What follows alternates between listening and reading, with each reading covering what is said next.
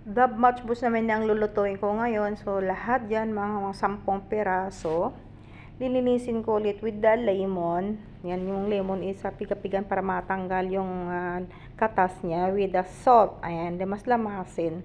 Ayan, para matanggal yung lansa. And then, huhugasan ulit, lilinisan kasi mayroon pang mga laman loob na titira yung dab na linisan nila. Hindi yan totally malinis. Tinanggalan na lang balahibo, tsaka yung ulo niya. So, kailangan linisin ulit, tanggalin pa yung natitirang laman, at saka tanggalan yung libag-libag, kasi meron pa yung mga libag-libag niyan, yung dove na yan, tsaka yung malilit na balahibo, tinatanggal ko pa, tsaka yung mga buntot niya, ayan, ayaw nila, kaya kailangan malinis talaga, para hindi siya totally malansa, kasi pag hindi malinis, malansa ayan, ganyan, kailangan linis talaga, bago iluto. Ayan, isa-isa. Para lang sa mga sisiw, mga kalaki nila. Yung parang sisiw lang. Ayan, okay na lahat. So, malinis na yung dove, yung mayroong garlic, onion, magic, curry powder, black lemon powder, curry powder, black pepper, yung black lemon, bay leaves, at saka yung bell pepper, yung green chili, tomato, tsaka yung mantika, tsaka yung salt, tsaka meron akong cinnamon stick yan. Ayan, lahat mga ingredients ko. So, start, saute the onion and the garlic with the hot oil. Ayan, halo-haloin para hindi siya masunog. Balance yung pagkakaluto niya. Ayan.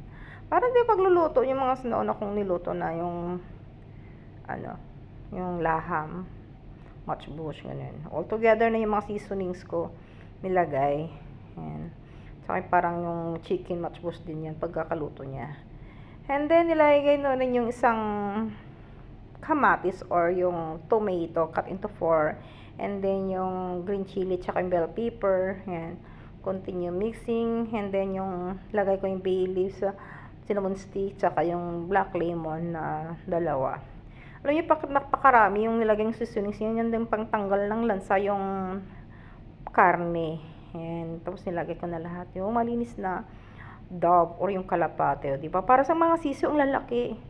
And then, naglagay na ako dyan ng salt para magkakalasa na rin yung yung dove. And then, naglagay ako na ng maraming tubig. 2 ganyan nilagay ko. Kasi matagal yung lutuin, within 2 hours yan, niluluto ko. Ayun, ipagamit yung pressure cooker, kaya dyan na lang kung niluto sa kaserolang malaki. Ayan. After that, naluto na ng 2 hours na, kasi malambot-lambot na, fernay ko na. Ayan. Prinito ko na ng ganyan, diba? Para sa mga sisig. Hanggang magiging golden brown naman. And then, yan naman yung kanin. Ayan. Meron na yung hasyo dyan na design niya. Okay, ganyan lang kadali ang paggawa ko. Thank you for watching.